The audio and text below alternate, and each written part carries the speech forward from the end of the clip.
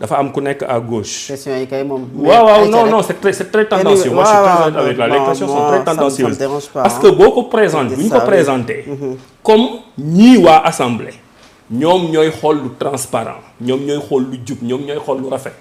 ñoom léegi def nañ seen liggéey ba pare. pourquoi président di ko jël di ko yóbbu conseil constitutionnel. day mel ni da nga naan ñii ñoom ñu ngi ci lu baax. président moo nanguwul ñu saytu ko. ma ne la demeewul noonu. Le président de la République, c'est le gardien de la Constitution.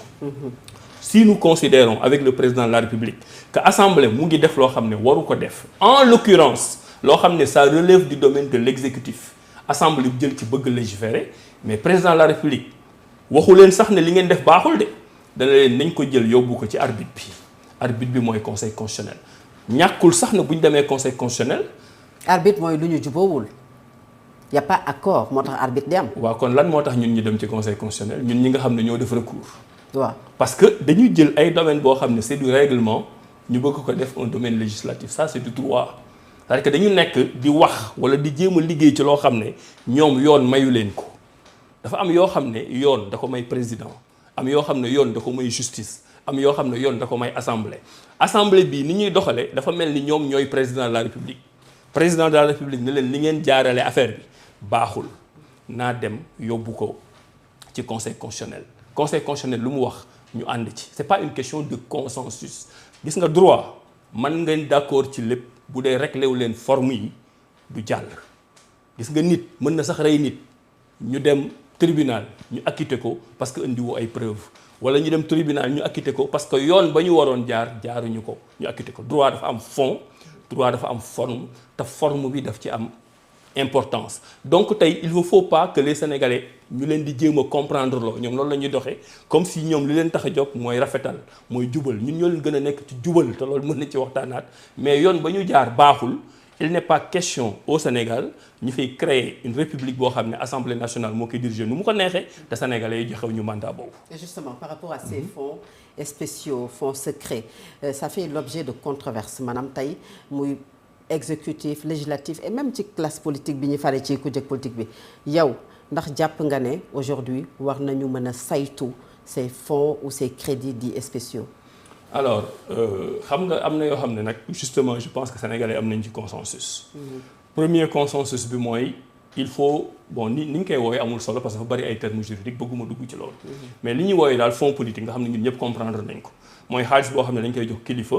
pour que mu am faj soxla yoo xam ne moom lay fajal état te soxla yooyu du lu ñu mën a publicité dañ ko jàppee noonu pour ñëpp comprendre après définition terminologique bi à ce stade et en droit c'est pas le plus important ñun ñëpp d'accord nañ ne état daf ko war a am je pense que gisaguma ku ne waruñu ko am fi ñu toll nii au contraire wala ki di wax ne tey war nañ ko am war nañ ko sax mën a yokk loolu la leen wax moom moo taxawoon daaw ne dafa araam moom moo taxawoon ne warul am moom moo taxawoon ne fonds politique ce sont des fonds de corruption politique je cite donc kooku nga xam ne dafa jàpp ne fonds politique waaw du maa ngi tontu d'accord allez-y waaw kooku nga xam yow bu réponse bi la bu la neexul rek nga relancer man kay dama la bëggoon wax rek ne waaw dama la bëggoon wax ne la vidéo mooy fonds bi dafa xaram waaw Fatou jaaykatu gerte caaf yi waru ko utiliser te amul gët gu ñu koy saytoo dañ ko war a saytu. Fatou billaay boo ma dégloo man je n'ai pas de prétention mais man je réfléchis de façon très méthodique. mais man aussi. maa ngi lay dama ne la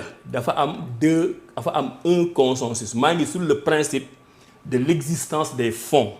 bu ma jógee sur le principe de l'existence des fonds damay dem sur le contrôle et l'encadrement des fonds. man maa ngi ci principe des fonds ma ne la principe boobu.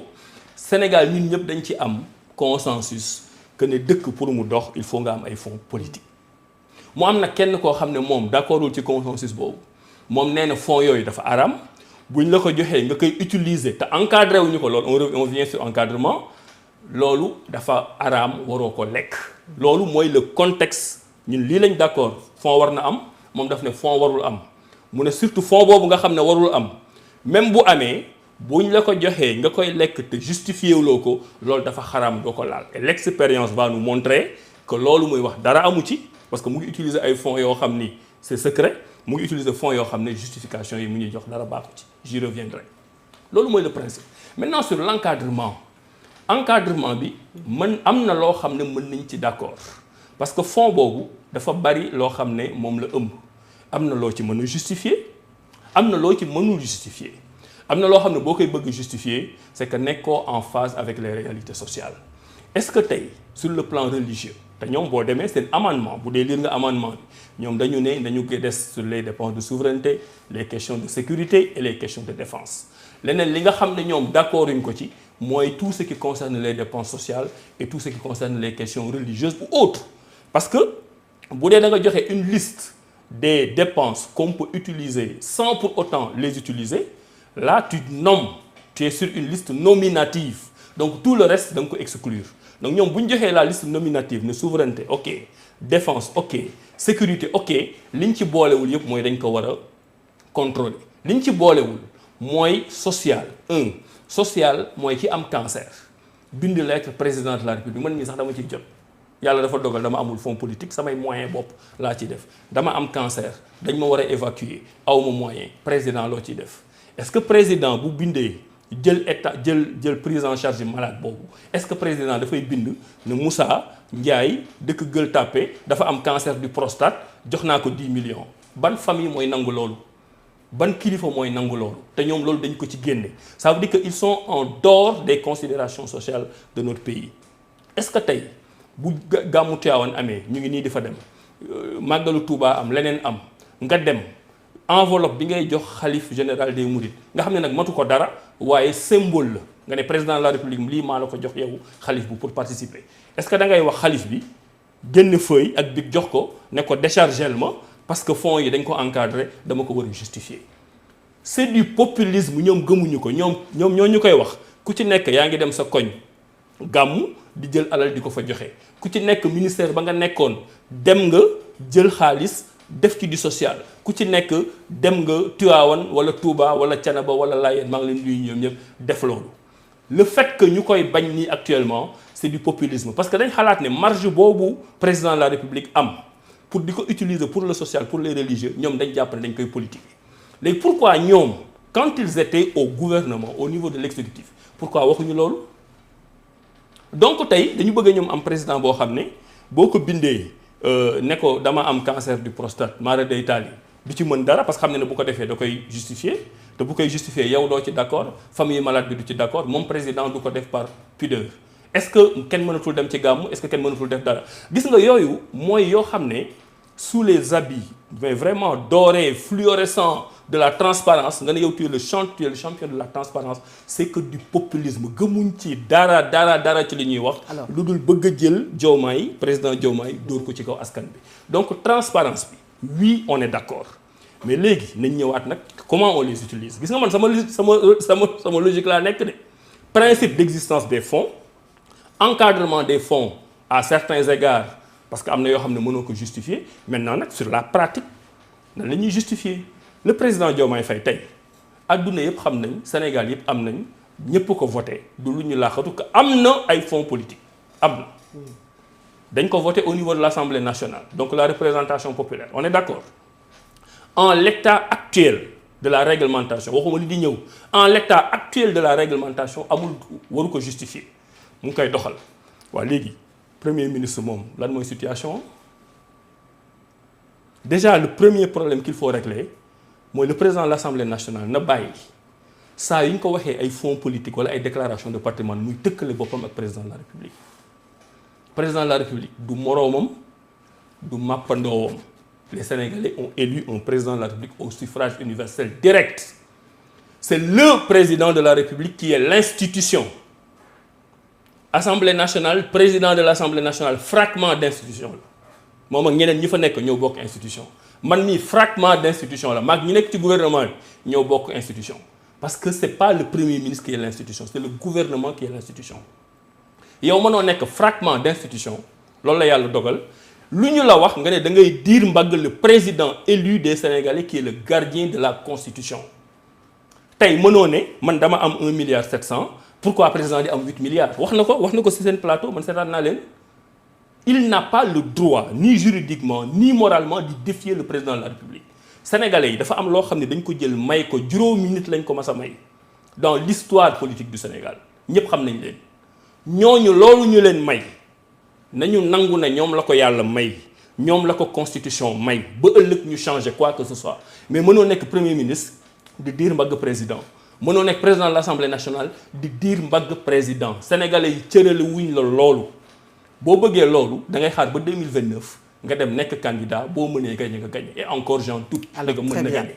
Donc pour terminer sur cette question parce qu'on est sur les fonds politiques mais il faut que xanaa doo ma relancer ci premier ministre nu mu utiliser ay fonds damay yeggale ci fonds politique yooyu nga kon jeexalal ci vous avez parlé aujourd'hui ci yenn yoo xamante ne nee nga kenn mënu ko wax est-ce que parce que c'est les règles de principe mooy li nga xam ne moom lañ doon wax depuis bi ñu commencé mooy lu jëm ci wàllu transparence est-ce que discrétion veut dire incontrôlable c'est-à-dire maanaam ñu ne lii dañuy def discrétion buñ ko siiwal est-ce que war na tere ñu contrôler ces fonds yi nga xamante ne léegi tudd nga ko. Fatou. Oui. Encore on va faire encore un peu de droit dans l'état du droit actuel li ngay woowee principe ak règle de droit. Oui. Dans l'état du droit actuel. On ne contrôle pas les fonds du président. Mais bien sûr monsieur le ministre. xam nga on est d'accord sur ça. Mais bien sûr. waa léegi li ñuy wax mais dañoo am fu ñu jógee. voilà léegi xam nga lan la ñuy wax. waa léegi fu ñu jëm. loolu kay. waa léegi fi ñu jëm fi ñu jëm. ñoom proposition bi ñuy def. loolu oui. mënoo nekk yow en même temps ngay proposer ne lépp la ñuy contrôler et au moment bi ngay wax ne lépp la ñuy contrôler y compris pour la plus haute autorité de l'État toi qui n'es pas la plus haute autorité de l'État ngay def loo xam ne nanguwoo ñu contrôler ko foofu la populisme bi nekk foofu la manipulation bi nekk parce que en l'état actuel ñëpp xam nañ ne président Diomaye kenn waru ko contrôler parce que mu ngi ci santé mu ngi ci religion mu ngi ci leneen loolu ay fonds politiques am di jariñ mais moom les fonds yi mu am à la primature et dinañ ci ñëw ci fonds yooyu c'est-à-dire que aujourd'hui mais bien sûr aujourd'hui li tax peut-être débat bi posé wu du tey Talla Sylla député à l'Assemblée nationale posé woon na la question ci naka la ñu war a gérer li nga xam ne mooy ces fonds politiques ñu ay seen xam-xam màcc ci wàll wi je pense que c'est Abdoulaye Sow benn texte bu mu def une réflexion sur ces fonds politiques yoo xam ne depuis sous Mamadou Dia ba tey dañu koy utiliser anam goo xamante ne ci Sénégal dafa am loo xamante ne leeru ci. Est-ce que aujourd'hui loolu ñuy teg ne diw dafa feebar këru diine bii la jëm parce que lii dañu koy nëbb ndax mbirum défense la mënta tax ba ki koy jëfandikoo ku mënti doon je mets pas de personne ku mënti doon. et ça histoire bi ñuy wan depuis bi ñu paree suñu indépendance ak léegi. mënta tax tey nga ne yow lii de dama koo def ci daayira tel wala dama koo def ci ku feebar vous avez cité aujourd'hui un malade de cancer. wala dama ko def ci keneen au lieu que. doo ko mën a justifier nga làqatu ci ginnaaw duma ko mën a justifier ba tax na nga jël xaalis boobu nga ne fii nga ko dugal fekk na dugaloo ko foofu je pense que c'est en ce moment mais question boobu c'est au premier ministre qu'il faut le poser Fatou question boobu c'est à l'ancien premier ministre qu'il faut le poser dans l'état du droit actuel sénégalais même bu dee da nga bëgg a def de la prospective président de la République mënul justifier c'est-à-dire président de la République bu bëggoon génn du justifier sax ce serait du populisme parce que li ñu ko jox du lu mu war a justifier léegi. donc à vous entendre daal il est hors de question. en l'état du droit actuel. oui. il est pas non mais loi bi xam naa ne ñëwagul dama ne li indi loi bi ba tax ñu di ko voté fi may tontoo mooy ñi porté loi boobu. xam nga bu doon Abdoulaye Seydou Sow moo ko porté. peut-être réflexion bi mooy wax nii du ma ko def bu doon Talla Sylla maa ngi leen di ñëw ñaar ñoom ñoo ko porté réflexion bi ma def nii duñ ko def parce que ñoom nekkuñu biir première primature. di taraw lis ay fonds politiques te kenn xamul ni ñu ko def rek donc yow boo ñëwee nga jóge primature masoo ci wax masuñu la contrôle le seul contrôle bi ngay wax mooy sama DAGE mais fii bu doon DAGE mooy contrôler ministre di contrôler DAGE kan la ñuy jàpp. est-ce qu'on peut justifier le président waruñu ko contrôler parce que ki naan nañu ko contrôler moom ci boppam setul. alors que oui. j'ai pas dit que président waruñu ko contrôler. d'accord dama ne la ñi poser cette proposition de loi. ils sont dans la manipulation. parce que ils veulent qu'on applique au président de la République loo xam ne ils ne se l'appliquent pas eux-mêmes. te loolu il y a pas 5 ans. loolu génn naa ci dama ne la yow. non man maa ci génnul. non parce que maa ngi ci ñëwaat dama ne la yow en personne. est-ce que d'accord nga. non man en personne dama bokk ci un parti qui s'appelle Kiraay. oui et vous n'êtes pas j'ai un président de la République que je soutiens. te li président de la République di def en matière de transparence moo gën a dal sama xel. et je vois que ñeneen ñi nga xam ne ñu ngi bëgg attaquer le président de la République teguñu ko ci raisonnement juridique. teguñu ko ci dara lu dul populisme. mënoo di digle sangaay te sanguwuloo. xaw ma kañ nga ciy ñëwaat mais moi je veux en parler. mënoo nekk biir primature.